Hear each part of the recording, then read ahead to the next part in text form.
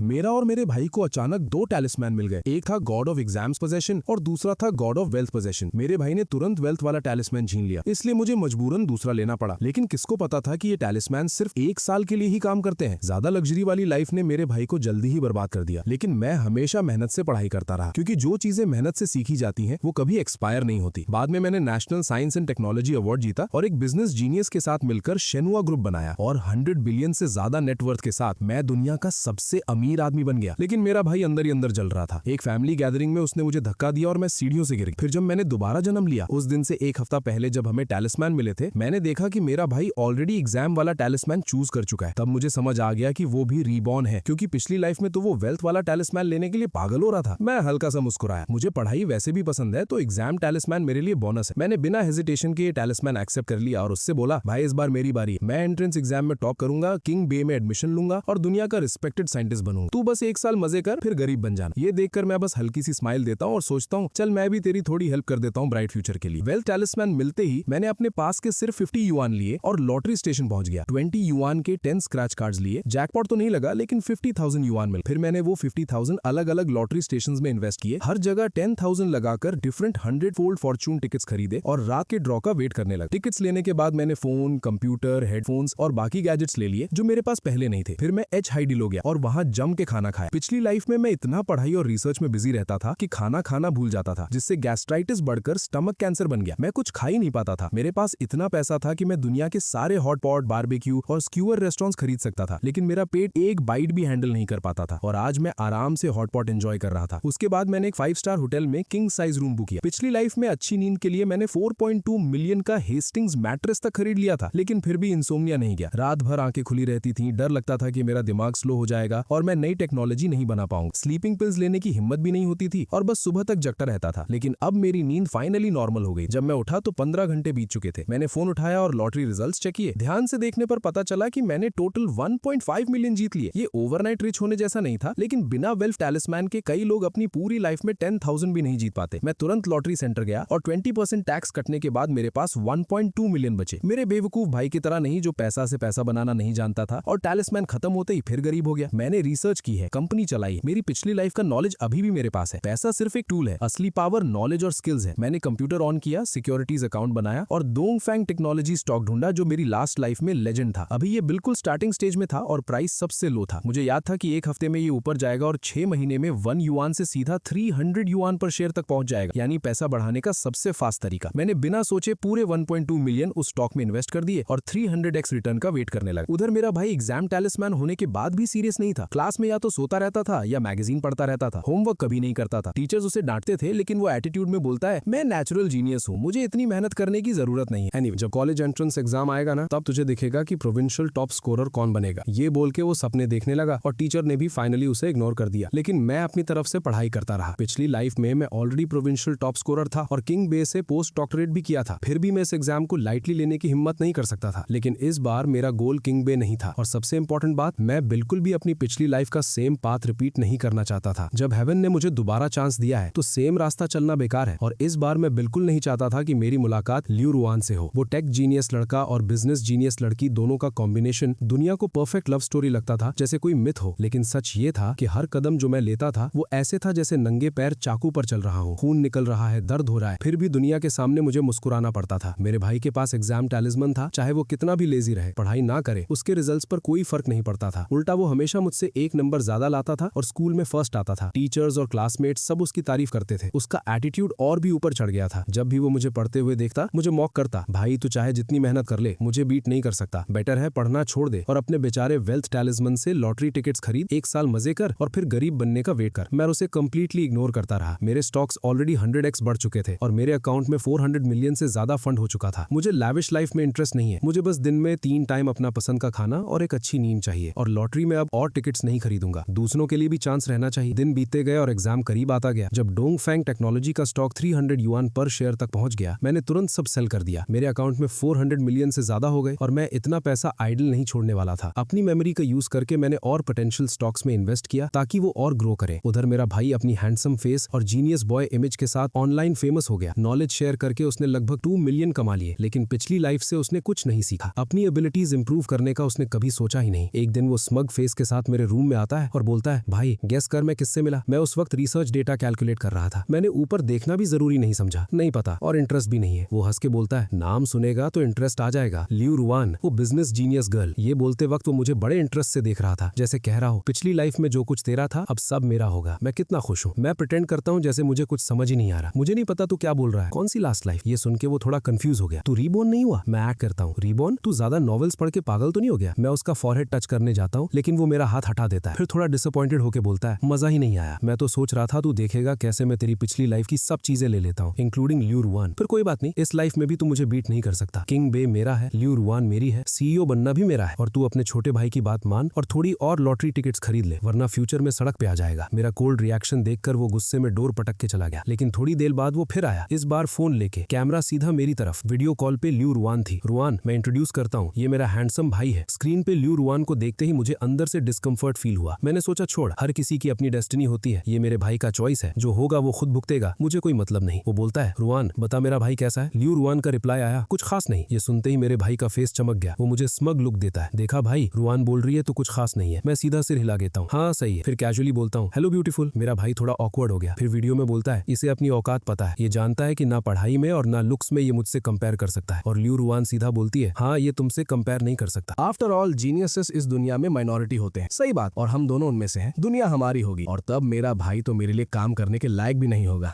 उसकी स्मग और थोड़ी डेविल जैसी हंसी सुन के मैं बस स्माइल करता हूँ और उसे बाहर धक्का दे देता हूँ। फिर डोर लॉक कर देता हूँ ताकि वो मुझे डिस्टर्ब ना करे। तभी मेरे फोन पर एक फ्रेंड रिक्वेस्ट आती है। जैसे ही मैंने प्रोफाइल पिक्चर और निकनेम देखा, मेरा खून ठंडा पड़ गया। लियू रुआन मुझे वीचार्ट पर ऐड क्यों कर रही है? ये अकाउंट मैंने रीबॉर्न होने के बाद नए फोन से बनाया है और मैंने इसके बारे में अपनी फैमिली को भी नहीं बताया, नॉट इवन अपने भाई को। फिर लियू रुआन को कैसे पता चला? इस लाइफ में मैं उससे कोई रिलेशन नहीं रखना चाहता था, इसलिए मैंने सीधा रिजेक्ट करके ब्लॉक कर दिया ताकि मेरा मूड खराब ना हो। लेकिन कुछ ही देर बाद एक और फ्रेंड रिक्वेस्ट आई, हेलो ब्रदर, मैं लियू रुआन हूँ, तुम्हारे भाई की फ्रेंड। उसने दूसरे वीचार्ट अकाउंट से मुझे ऐड किया था। ये देखते ही मेरा खून और ज्यादा खौल गया। पिछली लाइफ में मैंने इसका ये ऑल्टरनेट अकाउंट डिस्कवर किया था और जब मैंने सीक्रेटली लॉग इन किया था तो जो मैंने देखा उसने मेरी पूरी दुनिया हिला दी थी। दुनिया की नजर में लियू रुआन एक परफेक्ट लड़की थी, अच्छा फैमिली बैकग्राउंड, परफेक्ट फिगर और एक बिजनेस जीनियस जिसे काउंटलेस लोग एडमायर करते थे। ऑनलाइन तो एक सॉन्ग भी वायरल था, शादी करनी है तो लियू रुआन से करो, और उसका हस्बैंड होने के नाते लोग मुझसे जेलस होते थे। लेकिन किसी ने ये नहीं देखा कि मैं कंट्री का highest science and technology award winner था। सबने मेरी मेहनत इग्नोर करके मुझे सिर्फ लियू रुआन का हस्बैंड समझा, लेकिन सिर्फ मुझे पता था कि उसका हस्बैंड होना खुशी नहीं बल्कि एक नाइटमेयर था, इतना बुरा कि मैं कभी उससे दोबारा कोई रिश्ता नहीं रखना चाहता। फिर भी वो मुझे घूस की तरह हॉन्ट क्यों कर रही है? इससे बचने के लिए मैंने सीधा अपना वीचार्ट अकाउंट डिलीट कर दिया। अगले दिन मेरा भाई फिर मेरे रूम में घुसता है, ब्रो कल 5:20 है, लियू रुआन मुझसे मिलने आ रही है। वो एक्साइटमेंट में बोलता है, वो बोल रही है मुझे एक अनफॉरगेटेबल रोमांटिक 5:20 बेगी। मैं तो बहुत एक्साइटेड हूँ। मैं ठंडे टोन में रिप्लाई देता हूँ, लेकिन मेरी रिएक्शन से वो सेटिस्फाई नहीं होता और मेरे शोल्डर्स पकड़ के पूछता है, क्या तू मुझसे जेलस है? मैं उसे देखकर हल्का सा हंसता हूँ, अगर तुझे ऐसा लगता है तो मैं रोक नहीं सकता, लेकिन आज के बाद मेरे सामने लियू रुआन का नाम मत लेना, मुझे कोई इंटरेस्ट नहीं है। मेरा भाई गुस्से में आंखें फाड़ के बोलता है, मैं तुझे वार्न कर रहा हूँ, जो चीज तेरी नहीं है उस पे नजर मत रख, और वैसे भी रुआन तुझे नीचा समझती है। मैं सीधा सर हिला देता हूँ, हाँ सही है, वो तुझे ही पसंद करती है, तुम दोनों हमेशा के लिए साथ रहो, कभी अलग मत होना। मेरा भाई और ज्यादा स्मग हो जाता है, ऑफ कोर्स इस लाइफ में मैं और वो परफेक्ट कपल बनेंगे और तू बस पढ़ाई करता रहे, शायद मैं तेरे लिए एक अच्छी जॉब अरेंज कर दूं। मुझे समझ नहीं आता इसको इतना कॉन्फिडेंस कहाँ से आता है। एग्जाम टैलिस्मैन होने के बाद भी वो कभी मेरी पिछली लाइफ का लेवल अचीव नहीं कर सकता, क्योंकि साइंटिफिक रिसर्च एग्जाम जैसा नहीं होता जहाँ सब इंस्टेंटली सॉल्व हो जाए। लेकिन मुझे ये एक्सपेक्ट नहीं था कि वो लियू रुआन को घर ले आएगा। उस दिन जब मैं स्कूल से घर आया और अपना रूम खोला तो मैंने लियू रुआन को अंदर देखा और मैं सच में डर के पीछे हट गया। लिन फैन, हेलो, वो अपनी सिग्नेचर स्माइल के साथ हाथ हिला के बोलती है। आम लड़के तो उसे देख के फिदा हो जाते, लेकिन मेरा दिल डर से तेज धड़क रहा था। मैं सीधा बोलता हूँ, तुम कौन हो, कैसे मेरे रूम में आ गई? मैं प्रिटेंड करता हूँ जैसे मैं उसे नहीं जानता और सीरियस फीस बना के पूछता हूँ। वो खड़ी होती है और एक अजीब सिनिस्टर स्माइल देती है। लियू रुआन, तुम्हारी फ्यूचर वाइफ। उसकी स्माइल बिल्कुल जहरीली सांप जैसी लग रही थी और मेरी रीढ़ की हड्डी तक ठंड पहुंच गई। तब मुझे समझ आ गया सिर्फ मैं और मेरा भाई ही रीबॉर्न नहीं हुए, वो भी हुई है। तभी उसे मेरा वीचैट पता था। मैं खुद को काम करता हूँ और इरिटेटेड टोन में बोलता हूँ, लियू रुआन तुम मेरे भाई की फ्रेंड हो, मेरी नहीं, प्लीज मेरे रूम से बाहर जाओ। वो सीधा बोलती है, लिन फैन एक्टिंग बंद करो, मुझे पता है तुम भी रीबॉर्न हो, वरना तुम्हें ये फॉर्मूला नहीं पता होता। ये बोल के वो मेरे डेस्क से ड्राफ्ट पेपर उठाती है और कॉन्फिडेंटली बोलती है। मेरा फेस हल्का सा पेल पड़ जाता है, लेकिन मैं तुरंत खुद को संभाल लेता हूँ। This is university level math course, मुझे थोड़ा कैलकुलस आता है तो कोई बड़ी बात नहीं है, मैं कामली बोलता हूँ। लियू रुआन एक लिबरल आर्ट स्टूडेंट थी और उसे यूनिवर्सिटी लेवल मैथ का बेसिक भी नहीं पता था। वो ये तक नहीं समझ सकती थी कि मेरा फॉर्मूला कैलकुलस है या रिसर्च डेटा। तभी अचानक मेरा भाई कहीं से आता है और सीधा मुझे थप्पड़ मार देता है। उसकी आंखें लाल थी और वो पागल की तरह चिल्लाता है, भाई तू मेरी फ्रेंड के साथ ऐसे कैसे बिहेव कर सकता है? मैं भी बिना सोचे उसे वापस थप्पड़ जड़ देता हूँ। हर किसी को गंद अच्छी नहीं लगती, अपनी फ्रेंड को ले और मेरे रूम से निकल। वो और गुस्सा हो जाता है, तूने लियू रुआन को गंद बोला। मेरा भाई का फेस डार्क हो जाता है और वो लियू रुआन को खींच के ले जाता है। लियू मेरा भाई साइको है, इसकी बात मत सुनना। जैसे ही लियू रुआन मेरे पास से गुजरती है मैं मैं उसके मुंह पे थूक देता हूँ जो मैं पहले से रोक रहा था। तो उससे खेल लियो। वो गुस्से में अपना फेस साफ करती है, गाली देती है और मेरे भाई के साथ बाहर निकल जाती है। उसके जाने के बाद भी मेरा बेवकूफ भाई वापस आता है सिर्फ शो ऑफ करने के लिए और अपनी ब्लू डायमंड वॉच दिखाता है जो लियू रुआन ने गिफ्ट की थी। ये वॉच देखते ही मुझे फिर से उल्टी जैसा फील होता है। पिछली लाइफ में भी लियू रुआन ने मुझे ये वॉच दी थी और कभी उतरने नहीं दिया था। हर दिन इसे देखकर मेरा मन करता था अपना हाथ काट दूं, लेकिन मैं कर नहीं पाता था। मैं लियू रुआन के खिलाफ लड़ ही नहीं सकता था, बस इसे एक शैकल्स की तरह पहन के जीना पड़ता था। मेरा भाई प्राउडली बोलता है ये वॉच कम से कम 1 मिलियन की होगी। रुआन कितनी जनरस है, मुझे गिफ्ट दिया, मतलब वो मुझे कितना वैल्यू करती है और मुझसे शादी करना चाहती है। वो मेरे सामने वॉच फ्लॉन्ट करता है और मेरा पेल फेस देखकर सोचता है मैं जेलस हूँ। फिर गुस्से से बोलता है भाई अब तू लियू रुआन के साथ ऐसे बिहेव नहीं करेगा, इस लाइफ में वो सिर्फ मेरी होगी। मैं आंखें घुमाता हूँ, कितनी बार बोलूं मुझे लियू रुआन में कोई इंटरेस्ट नहीं है और प्लीज मेरे सामने उसका नाम मत लिया कर। जल्दी ही कॉलेज एंट्रेंस एग्जाम का दिन आ गया और मैंने टेस्ट इजीली दिया। शायद मैं पिछली लाइफ की तरह टॉप स्कोरर ना बन पाऊं, लेकिन टॉप 10 में जरूर आऊंगा। मेरा भाई भी फुल कॉन्फिडेंस के साथ एग्जाम हॉल से बाहर निकला और तुरंत रिपोर्टर्स ने उसे घेर लिया। स्टूडेंट लिंग जो, क्या आपको इस एग्जाम में कॉन्फिडेंस है? वो कॉन्फिडेंटली बोलता है अगर कोई अनएक्सपेक्टेड चीज ना हुई तो मैं प्रोविंशियल टॉप स्कोरर बनूंगा क्योंकि मैं चाइल्ड प्रोडिजी हूँ। इतना सिंपल एग्जाम है, अगर मैं टॉप ना करूँ तो प्रोडिजी नाम का क्या फायदा? रिपोर्टर्स इंप्रेस्ड हो जाते हैं। हम रिजल्ट का वेट करेंगे, उम्मीद है आप टॉप स्कोर लाएंगे। सुना है आपका एक बड़ा भाई भी है, क्या वो आपसे कम्पीट कर सकता है? जैसे ही ये सवाल आता है मेरा भाई हंस पड़ता है और डिस्डेन से बोलता है हम बायोलॉजिकल ब्रदर्स हैं, लेकिन लुक्स और IQ दोनों में जमीन आसमान का फर्क है। वो बस एक रट्टा मारने वाला बुकवर्म है। फिर वो मुझे पकड़ के कैमरास के सामने ले आता है। मैं अपनी लूज यूनिफॉर्म में सिंपल और डल दिख रहा था, जबकि वो परफेक्टली ड्रेस्ड, हैंडसम और कॉन्फिडेंट लग रहा था। रिपोर्टर्स भी कंपेयर करके उसकी तारीफ करते हैं और कहते हैं दोनों भाई कितने अलग। मुझे कोई प्रॉब्लम नहीं थी, मैं जानबूझकर खुद को और भी डल दिखाता हूँ ताकि वो शाइन करे। मीडिया रिपोर्ट्स आते ही उसके फॉलोअर्स 8 मिलियन तक पहुंच गए और वो लाइव स्ट्रीम्स करके और पैसे कमाने लगा। कुछ ही टाइम में वो एक छोटा मिलियनर बन गया जिसे सब एनवी करते थे। वो मेरे सामने अपना पैसा फ्लॉन्ट करता और मुझे मॉक करता, तेरे पास वेल्थ टैलिस्मैन होते हुए भी तू गरीब लगता है, यूज करना ही नहीं आता। ऑब्वियसली मैं उससे नहीं बताता कि मेरे स्टॉक इन्वेस्टमेंट्स ऑलरेडी 1.2 बिलियन तक डबल हो चुके हैं और जब ये 3 बिलियन पहुंच जाएगा तब मैं अपना बड़ा मूव करूंगा और तब चाहे 10 लियू रुआन भी आ जाए, मुझे कोई फर्क नहीं पड़ेगा। फाइनली वो दिन आ गया जिसका सब वेट कर रहे थे। कॉलेज एंट्रेंस एग्जाम का रिजल्ट आ गया और बाहर रिपोर्टर्स हमारे घर के बाहर ऑलरेडी वेट कर रहे थे क्योंकि मेरा भाई ओपनली बोस्ट कर चुका था कि वो टॉप करेगा, इसलिए रिजल्ट जो भी हो वो हॉट टॉपिक बनने वाला था और मैं अननेसेसरी अटेंशन से बचने के लिए चुपचाप दूर चला गया। रिजल्ट्स ऑफिशियली रिलीज होने से पहले ही मुझे 2 टॉप यूनिवर्सिटीज किंग बे के एडमिशंस ऑफिस से कॉल्स आए। उन्होंने मुझे वार्मली इनवाइट किया अप्लाई करने के लिए और काफी जेनरस ऑफर्स भी दिए। ये कॉल्स बिल्कुल मेरी लास्ट लाइफ जैसे ही थे, इसलिए मुझे श्योर था कि मैंने अच्छा परफॉर्म किया है। मैंने पोलाइटली किंग बे का ऑफर डिक्लाइन कर दिया और बोला कि मैं नेशनल डिफेंस यूनिवर्सिटी ज्वाइन करना चाहता हूँ, देशभक्ति के जज्बे के साथ। मैं कंट्री सर्व करना चाहता था। ये मेरा लास्ट लाइफ का सपना भी था, लेकिन तब मैं हमेशा लियू रुआन के कंट्रोल में था और उसके पर्सनल डिजायर्स का टूल बन गया था। इस लाइफ में मैं खुद को फिर से उस सिचुएशन में नहीं डालूंगा और चिंग बे यूनिवर्सिटी के प्रेस्टीज के पीछे नहीं भागूंगा। मैं लियू रुआन से कोई कनेक्शन नहीं रखूंगा, मुझे फ्री रहना है। फाइनली कॉलेज एंट्रेंस एग्जाम के रिजल्ट्स आ गए और पहले की तरह 1 पॉइंट भी इधर उधर नहीं हुआ। मेरे भाई का स्कोर अब भी मुझसे 1 पॉइंट ज्यादा था। वो प्रोविंशियल टॉपर बन गया और उसने पब्लिकली क्लेम किया कि मेरी सक्सेस उसकी ट्यूटरिंग की वजह से है। जब लोगों ने मुझसे पूछा तो मैंने भी वही जवाब दिया। उसे जितनी ग्लोरी चाहिए थी वो ले सकता था, मुझे फर्क नहीं पड़ता। उसका जीनियस पर्सोना और स्ट्रांग हो गया और उसके फैंस और बढ़ गए। जब कॉलेज अप्लाई करने का टाइम आया तो मेरे भाई ने सीरियस टोन में मुझे वार्न किया, ब्रदर मैं चिंग बे जा रहा हूँ, अपनी औकात समझ लेना और मेरे साथ सेम स्कूल में मत आना वरना मेरी ब्रिलियंस तुम्हें ओवरशैडो कर देगी। मैंने स्माइल करके रिप्लाई दिया, टेंशन मत लो, मैं किंग बे में इंटरेस्टेड नहीं हूँ, मैं नेशनल डिफेंस यूनिवर्सिटी अप्लाई कर रहा हूँ, यही बेस्ट है। लेकिन जब तुम अप्लाई करो तो मेरे सामने ही करना, कहीं तुम अपनी बात से मुकर न जाओ। मुझे कोई प्रॉब्लम नहीं थी, मैंने उसके सामने ही अप्लाई कर दिया और नेशनल डिफेंस यूनिवर्सिटी में बायोकेमिकल और न्यूक्लियर एनर्जी टेक्नोलॉजी चूज किया। ये वही मेजर था जो मैंने लास्ट लाइफ में पढ़ा था, लेकिन तब मुझे इसे कमर्शियल पर्पसेस के लिए यूज करने पर मजबूर किया गया था और मैं देश सर्व नहीं कर पाया। जल्द ही मेरे भाई और लियू रुआन ने ऑनलाइन हाई प्रोफाइल पोस्ट्स के साथ अपने रिलेशनशिप अनाउंस कर दिया और दोनों को चिंग बे यूनिवर्सिटी में अर्ली एडमिशन मिल गया। जीनियस बॉय और बिजनेस प्रोडिजी गर्ल की जोड़ी ने मेरे भाई को फिर से मैसिव फैंस और ट्रैफिक दे दिया और उसकी पॉपुलैरिटी ए लिस्ट सेलिब्रिटी आइडल्स को टक्कर देने लगी। जब मैंने देखा कि उनके अर्ली एडमिशन नोटिस आ गए हैं लेकिन मेरा नहीं आया और नेशनल डिफेंस यूनिवर्सिटी ने मुझे इंटरव्यू के लिए कॉन्टैक्ट भी नहीं किया तो मुझे कुछ गड़बड़ लगा। मैंने कॉलेज एप्लीकेशन सिस्टम में लॉग इन किया और शॉक हो गया देखकर कि मेरी इकलौती choice national defence university cancel हो चुकी थी और उसकी जगह एक बहुत ही बेकार वोकेशनल कॉलेज डाल दिया गया। मेरा दिल डूब गया। मैं तुरंत रूम से बाहर भागा और अपने भाई को पकड़ लिया जो खुशी से चमक रहा था। लिंजो, तुम्हारी हिम्मत कैसे हुई मेरी एप्लीकेशन चेंज करने की? मेरे भाई ने मुझे बेपरवाह अंदाज में धक्का दे दिया और बोला, हाँ मैंने चेंज किया तो क्या, मैं तुम्हारे इकलौते भाई हूँ, मैं तुम्हें कंट्री को नहीं देना चाहता और पेरेंट्स की जिम्मेदारी सिर्फ मुझे नहीं उठानी, वैसे भी तुम सिर्फ वोकेशनल कॉलेज के लायक हो। गुस्से में मैंने उसे जोर से थप्पड़ मार दिया और बोला, ठीक है फिर देखते हैं तुम कितने लायक हो। ऑब्वियसली मैं अपने आप को नेशनल डिफेंस यूनिवर्सिटी में एडमिशन लेने से रोकने नहीं दे सकता था, जहाँ जाने का मैं सपना देख रहा था। सिर्फ वहाँ जाकर ही मैं लियू रुआन से सच में फ्री हो सकता था। लास्ट लाइफ में मेरी नेशनल डिफेंस यूनिवर्सिटी के चांसलर से डीलिंग थी और मेरे पास उनका कॉन्टैक्ट कांटेक्ट भी था। मैंने उन्हें कॉल किया और अपनी सिचुएशन एक्सप्लेन की। उन्होंने मुझे कैपिटल आकर इंटरव्यू देने को बोला। मैंने तुरंत फ्लाइट बुक की और प्लेन में बैठ गया। कैपिटल पहुंचकर मैं चांसलर से मिला और मेरी बात सुनने के बाद उन्होंने तुरंत एक्सेप्शन देकर मुझे एडमिट करने का ऑफर दे दिया। उन्होंने मुझे ये भी प्रॉमिस किया कि अगर मैं खुद रिसर्च फंड कर सकता हूँ तो वो मुझे बायोकेमिकल और न्यूक्लियर एनर्जी की टीम देंगे। मेरे स्टॉक एसेट्स ऑलरेडी 3 बिलियन तक पहुंच चुके थे, इसलिए फंडिंग कोई प्रॉब्लम नहीं थी। मुझे सिर्फ एक प्लेटफॉर्म और टैलेंटेड टीम चाहिए थी। लेकिन जब मेरे भाई को पता चला कि मैं नेशनल डिफेंस यूनिवर्सिटी ज्वाइन कर रहा हूँ तो वो कंफ्यूज होकर बोला, तुम अपनी मेरिट पर नेशनल डिफेंस यूनिवर्सिटी में कैसे एडमिट हो सकते हो? मैं बिना जवाब दिए अपना सूटकेस लेकर घर से निकल गया। जाने से पहले मैंने मुड़कर उसे याद दिलाया, हमारे गुड लक चार्म्स अब एक्सपायर होने वाले हैं। किंग बे में एंट्रेंस एग्जाम होगा जो एबिलिटीज टेस्ट करेगा। अपनी असली सच्चाई बाहर मत आने देना। ये सुनते ही मेरे भाई के चेहरे पर एक पल के लिए घबराहट आई, लेकिन वो जल्दी संभल गया और बेपरवाह टोन में बोला, मुझे ऑलरेडी एडमिशन मिल चुका है, मुझे नहीं लगता वो मुझे निकाल सकते हैं। आखिर मैं 10 मिलियन फैंस वाला इंटरनेट सेलिब्रिटी हूँ, वो इतने टैक्टलेस नहीं होंगे। जो भी हो, मैं अपना सूटकेस घसीटता हुआ सीधा अपने सपने की तरफ बढ़ गया, जहाँ मैं देश की रक्षा में योगदान देना चाहता था। जैसे ही मैं प्लेन से उतरा, मेरा फोन बजा और अननोन नंबर देखकर मुझे लगा नेशनल डिफेंस यूनिवर्सिटी का कॉल होगा, लेकिन फोन पर लियू रुआन की मीठी लेकिन खतरनाक आवाज सुनाई दी। लिन फैन, मैं डिमांड करती हूँ कि तुम तुरंत नेशनल डिफेंस यूनिवर्सिटी से विड्रॉ हो जाओ, वरना मैं तुम्हारे भाई की जिंदगी नरक बना दूंगी। मेरी लास्ट लाइफ में भी लियू रुआन ने मेरे भाई की जिंदगी का यूज करके मुझे थ्रेटन किया था। तब मैंने भाई के रिश्ते को इंपॉर्टेंस दिया और उसे अपनी वीकनेस बना लिया, लेकिन इस लाइफ में वो हर मोड़ पर मुझे नीचा दिखाने की कोशिश करता रहा और उसने मेरी एप्लीकेशन तक बदल दी, जिससे मेरे अंदर बची हुई थोड़ी सी फैमिली फीलिंग भी खत्म हो गई। अब मुझे उसकी जिंदगी या मौत से कोई फर्क नहीं पड़ता, खासकर अगर उसका मतलब लियू रुआन से डील करना हो तो। मैंने लियू रुआन से एक शब्द भी और नहीं बोला, सीधा कॉल कट किया, उसका नंबर ब्लॉक किया और फोन बंद कर दिया। स्कूल पहुंचकर रजिस्ट्रेशन के वक्त चांसलर ने मुझे अपने ऑफिस बुलाया और कंप्लेंट लेटर्स का एक ढेर मेरे सामने रख दिया और बोला, इन सब लेटर्स में तुम पर गलत कैरेक्टर और चीटिंग के एक्यूजेशंस हैं, तुम क्या चाहते हो? मुझे तुरंत समझ आ गया कि ये सब लियू रुआन का काम है, क्योंकि वो जानती थी कि अगर मैं नेशनल डिफेंस यूनिवर्सिटी ज्वाइन कर गया और स्टेट प्रोटेक्टेड रिसर्चर बन गया तो वो कभी मुझे कंट्रोल या एक्सप्लॉइट नहीं कर पाई। मैंने लेटर्स खोलने की जरूरत नहीं समझी और शांत रहकर चांसलर की तरफ देखा। चांसलर, मेरा कॉन्शियंस बिल्कुल क्लियर है, अगर आपको डाउट है तो आप मुझे प्रोविजन पर रख सकते हैं। चांसलर ने मेरे कंधे पर हाथ रखा और मुस्कुराते हुए बोला, मैंने तुम्हें खुद रिक्रूट किया है, मुझे तुम पर भरोसा है और मुझे उम्मीद है तुम देश की रक्षा में योगदान दोगे। हमें तुम जैसे टैलेंट की जरूरत है। फिर उन्होंने बाहर की तरफ इशारा किया। मैं मुड़कर देखा तो दरवाजे पर वही चेहरा था जो 2 जिंदगियों से मेरे सपनों में था। मेरा दिल तेज धड़कने लगा। वो थी निंग बिंग, मेरी छोटी सी लड़की जैसी अपनी सी लगने वाली। चांसलर ने उसे इंट्रोड्यूस करते हुए कहा, ये तुम्हारी टीम ज्वाइन करना चाहती है, देख लो तुम्हें चाहिए या नहीं। मैंने बिना एक सेकंड सोचे एक्साइटेड होकर सर हिलाया, हाँ मुझे चाहिए। मैं नेशनल डिफेंस यूनिवर्सिटी में आने के लिए इतना डिटर्मिन्ड सिर्फ देश की रक्षा के लिए नहीं बल्कि बिंग बिंग के लिए भी था। मैं उसके साथ काम करना और उसके साथ जीना चाहता था। थैंक यू जूनियर लिंग, प्लीज आगे मेरा ख्याल रखना। बिंग बिंग ने अपना हाथ मेरी तरफ बढ़ाया। मैं थोड़ा नर्वस होकर उसका हाथ पकड़ा और जैसे ही मैं हाथ वापस लेने वाला था उसने अचानक मेरा हाथ जोर से पकड़ लिया और चमकती आंखों से मुझे देखते हुए बोली, लिन फैन, मैंने तुम्हारा बहुत लंबा इंतजार किया है। मैं हैरान होकर उसे देखने लगा। तुम मुझे जानती हो? वो हल्की सी मुस्कुराकर बोली, मैं तुम्हें बहुत बहुत पहले से जानती हूँ। इतना लंबा जैसे पूरी जिंदगी बीत गई हो। निंग बिंग ने मुझे गहरी नजर से देखा। उसकी आंखों में एक अलग सी चमक थी। मैं समझ गया वो भी रीबॉर्न थी। मैंने हमेशा सोचा था कि मेरे फीलिंग्स उसके लिए सिर्फ एक तरफ से है, लेकिन मैंने कभी एक्सपेक्ट नहीं किया था कि वो भी मेरा इंतजार कर रही होगी। मेरी आंखें हल्का सा नम हो गई। मैंने झुककर उसे प्यार से देखा और कहा, तो क्या मैं तुम्हें हक कर सकता हूँ? निंग बिंग ने अपने हाथ खोल दिए और सीधा मेरी बाहों में आ गई। उसके दिल की धड़कन महसूस करके मुझे लगा जैसे मैं एक ऐसे सपने में हूँ जिसे मैं कभी जागना नहीं चाहता। जल्द ही मैं और बिंग बिंग ने एक रिसर्च टीम बना ली और अपनी पास्ट लाइफ की मेमोरीज के बेस पर हमने उन टैलेंटेड लोगों को रिक्रूट किया जो अभी यंग थे लेकिन फ्यूचर में बहुत बड़ा नाम करने वाले थे। रिसर्च फंडिंग मेरी खुद की थी, इसलिए मैं उसे फ्रीली यूज कर सकता था। हमारी टीम का हर प्रोजेक्ट बहुत स्मूथली चला और एक के बाद एक ब्रेक थ्रूज आए, जिससे हमने दुनिया के बाकी देशों को पीछे छोड़ दिया और अपने देश की डिफेंस कैपेबिलिटी को काफी स्ट्रॉन्ग बना दिया, जिसकी वजह से वेस्टर्न कंट्रीज स्पेशली कंट्री मैरी टेंशन में आ गए। सुना है कंट्री एम की मिलिट्री ने मेरे सर पर हाई प्राइस तक रख दिया है, लेकिन कोई मुझे ढूंढ नहीं सकता और ना ही मेरी असली आइडेंटिटी जानता है, क्योंकि जिस दिन से मैंने नेशनल डिफेंस रिसर्च ज्वाइन किया उस दिन से मैं लिन फान नहीं बल्कि कोड नेम ड्यूरो 1 बन गया। मैं और बिंग बिंग रिसर्च में भी और सोच में भी एकदम कंपैटिबल थे और ना हमने काम को अपने रिलेशनशिप के बीच आने दिया और ना रिलेशनशिप को काम के बीच। जिस इंसान से तुम प्यार करते हो उसके साथ रहना और वही काम करना जो तुम्हें पसंद हो सच में सबसे बड़ी खुशी होती है। जहां तक लियू यान के दिए हुए नाइटमेयर की बात है, वो अब पूरी तरह खत्म हो चुका था, क्योंकि अब मैं एक प्रोटेक्टेड आइडेंटिटी था जिसे वो कभी टच नहीं कर सकती थी। और मेरे भाई और उसकी अब क्या हालत है मुझे बिल्कुल परवाह नहीं थी। लेकिन मैं ऐसा भी नहीं हूँ कि दुनिया से कंप्लीटली कट कर सिर्फ रिसर्च में डूबा रहूं। कभी कभी मैं उनके बारे में न्यूज देख लेता था। इस लाइफ में मेरे बिना लू रुयान एक सक्सेसफुल बिजनेस टाइकून नहीं बन पाई। उसने कंपनी तो खोली लेकिन वो आधे साल में ही बैंकरप्ट हो गई और इल्लीगल फंड रेजिंग के केस में उसे 15 साल की जेल हो गई। मेरा भाई लिन जो भी जब एग्जाम चार्म का इफेक्ट खत्म हुआ तो किंग बे यूनिवर्सिटी के एंट्रेंस एग्जाम में चीटिंग करते हुए पकड़ा गया और उसे निकाल दिया गया। लाइव स्ट्रीम के दौरान वो